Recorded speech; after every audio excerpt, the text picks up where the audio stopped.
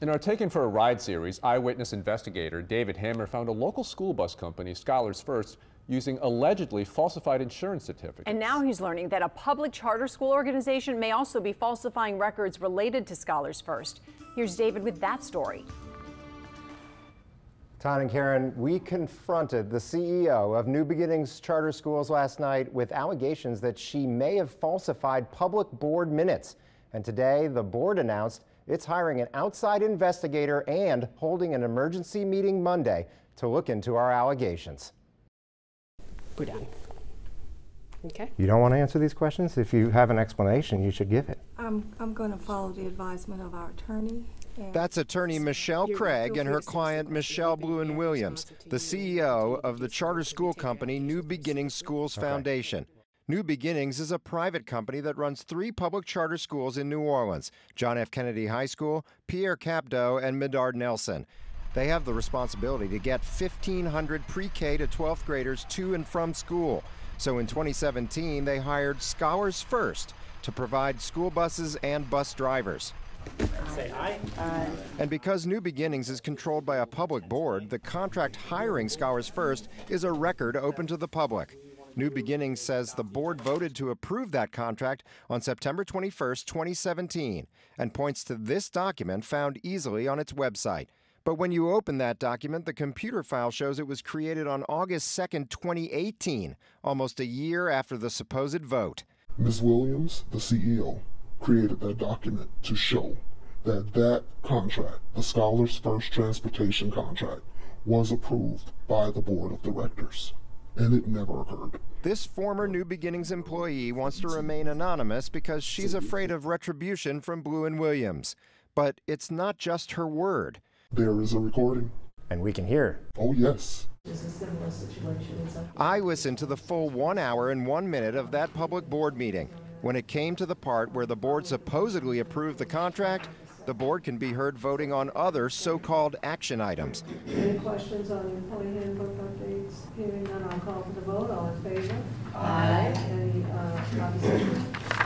Any abstentions? The motion carries. And then the meeting was adjourned.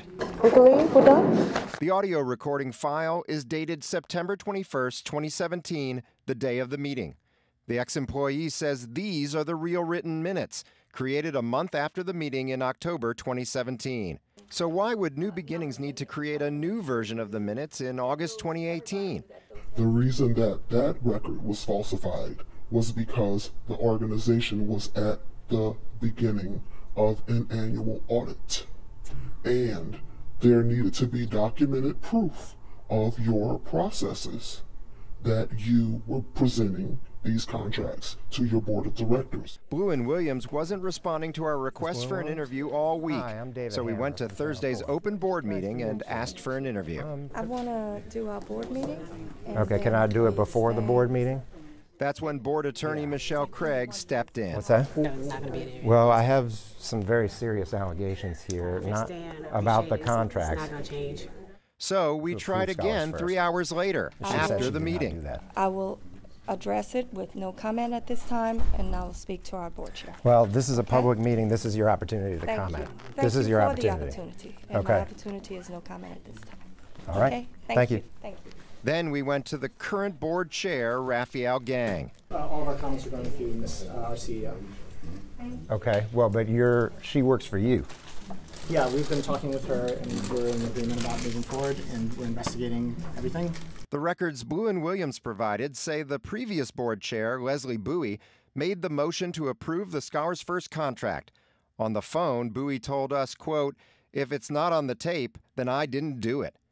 The allegedly falsified records also say current board member Travis Chase seconded the motion. He said he couldn't remember that far back. I know they are the transportation services of record. I don't know of any other problem we have with them. He said he wasn't aware that we'd been reporting on allegedly falsified Scholars First insurance documents, even though Bluen-Williams told us over a week ago that she was looking into it. I apologize. Okay. I should watch. Well, I should watch you 24 I mean, hours a day. I apologize. your board are the fiduciary responsible party for for this school and for all of the contracts it has, and if one of its contractors is under investigation. That's a problem. Yeah, I'm with you. So I'm on the side of right 100% of the time. So that is the question now. What will this public charter board do about these allegations? And could this be injuring public records, which is a crime? And Karen and Tan, this is, on top of the alleged grade fixing allegations at Kennedy High School, one of the New Beginnings schools. And the attorney, Michelle Craig, said that this is all going to be looked at, and that's why they're having this special meeting on Monday. Seems like there's a lot of tentacles that are coming from several investigations. Absolutely. All right. Explosive reporting. All right, thanks David. very much, David. And if you have something you'd like our investigators to look into, just send us an email to eyewitness@WWL-TV.com.